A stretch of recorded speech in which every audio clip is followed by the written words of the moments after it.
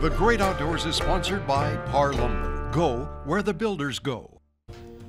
Last week in our Great Outdoors segment, Brian Jennings took you snowmobiling around Paulina Lake to show you the fun part of the activity. But there is also an inherent danger in snowmobiling, especially this time of year. For this week's Great Outdoors, Brian looks at a device that could save your life in the event of an avalanche.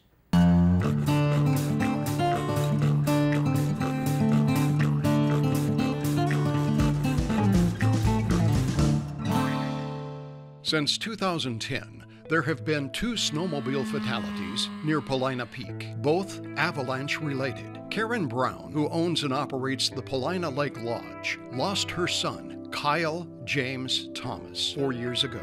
We searched for him for quite a while. It was a big avalanche. Unfortunately, we didn't get there in time, so I lost him, my son. Kyle was considered an advanced rider. He was 28 years old when we lost him, and he'd been riding a snowmobile since he was 7. And he'd been through some avalanche courses. He had ridden in that same area Wednesday and Friday, and then on the Sunday of March 30th, it got him. Kyle was not wearing an avalanche beacon, a transmitter that might have led to a quicker rescue, perhaps saving his life. Leading the way for greater safety, the Lapine Lodgepole Dodgers Snowmobile Club has installed a beacon checkpoint at the popular 10-mile snowpark trailhead. It's an avalanche beacon sign that tests your beacon. So before you even head out of the parking lot, as you drive by that sign, a green thing will come on to say you're good and you're transmitting, or if it's a red X, it means stop, turn your beacon on, or put new batteries in it. But that way everybody who leaves has their beaker on and transmitting. It saves lives, because if you're buried under the snow, you can be found minutes instead of hours. Billy Kinsey is an assistant snowmobile instructor and helps teach safety courses to kids. You never ride alone. You always have a buddy with you, and not on one sled riding together. You have to have the 2 sleds. That way you have one to ride off on if one breaks down. They get lost, say they're all playing in a play area, and the parents have moved on and thought the child was with them and it wasn't. It's like we teach them, stay in one place. Just stay there and wait. You will be found. But if that child gets on their sled to go search, they're going to get further lost and much harder to find. It was, at times, an emotional interview with Karen Brown, who lost her son.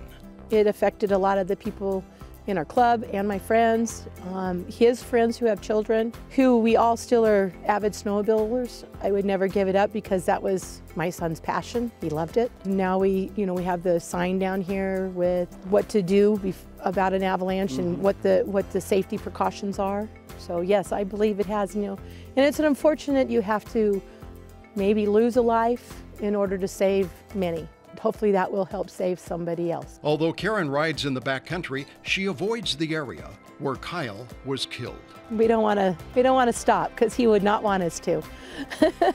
For veteran and beginning riders, vigilant safety awareness is critical. Well, the very first thing that we teach the kids is to respect the mountain, to respect the temperature, respect the snow. Oh, they have to watch out for quite a few things. You want to watch for temperature change during the previous week, if it snowed a lot or if it was warm and then became icy and then snowed on top of it. You want to just look at the sides of the hills and see how they are. I mean, even if you do that, you have a chance of having something happen to you. I'm Brian Jennings for the Great Outdoors.